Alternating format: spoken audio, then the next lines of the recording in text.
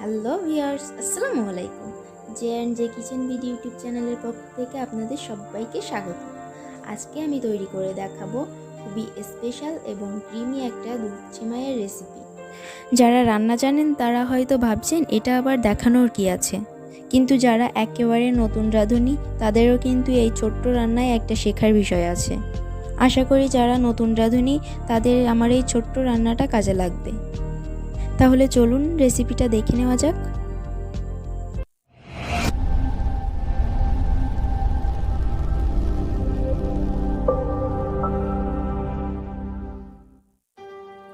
সেমাইটা রান্না করার জন্য আমি চুলায় একটি পাতিল বসিয়ে এর মধ্যে দিয়ে দিচ্ছি 2 চা চামচ ঘি।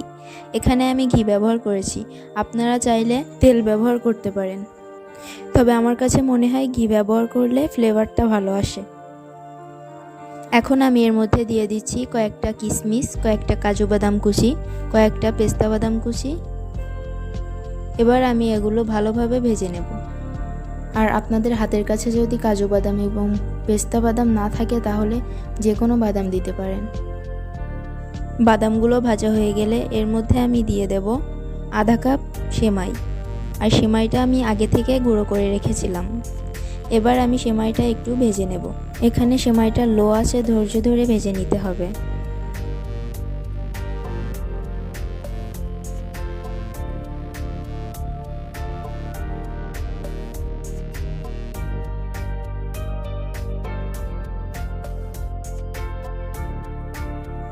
আমার সেমাইটা ভাজা হয়ে গেছে, এখন আমি এটা চুলা থেকে নামিয়ে নিচ্ছি।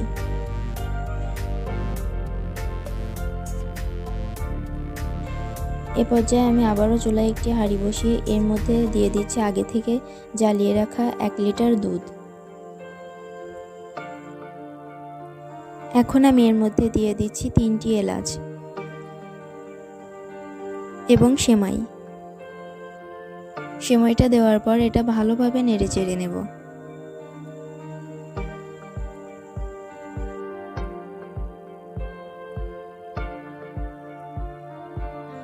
দিয়ে দিচ্ছি 1 চা চামচ লবণ।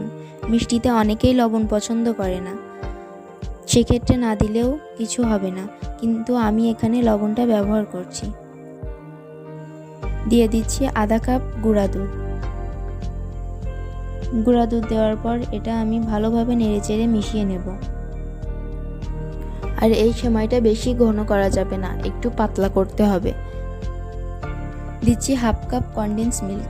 এখানে আমি চিনি ব্যবহার করিনি, চিনির পরিবর্তে ব্যবহার করেছি কনডেন্স মিল্ক। আপনারা চাইলে চিনিও ব্যবহার করতে পারেন। এখানে আমি হাফ কাপ সেমাইয়ে হাফ কাপ কনডেন্স মিল্ক দিয়েছি। আমার সেমাইটা তৈরি হয়ে গেছে, এখন আমি পরিবেশনের জন্য এটা নামিয়ে নেব। তাহলে তৈরি হয়ে গেল আমার স্পেশাল এবং ক্রিমি দুধ সেমাই রেসিপি। রেসিপিটি যদি ভালো লাগে তাহলে অবশ্যই বাসায় ট্রাই করবেন এবং কেমন হয়েছে তা কমেন্ট বক্সে জানাবেন।